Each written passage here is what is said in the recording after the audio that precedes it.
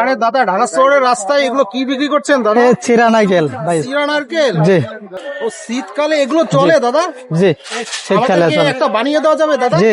আমরা কিন্তু দাদা অল্প খাই না, বেশি করে খাই। আচ্ছা বেশি করে এটা বানিয়ে দিন দাদা। আচ্ছা, দিদাসি ভাই।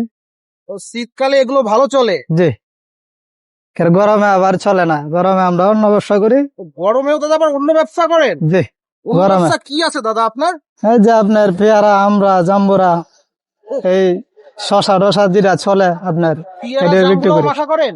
জি জি আজিজুল দাদা, আমাদের কিন্তু বেশি করে ঝাঁকিয়ে দিন দাদা। জি, এই যে তো দিতাছি, দাঁড়ান। এটার নাম কি দাদা? এটার নাম চিরা নারকেল।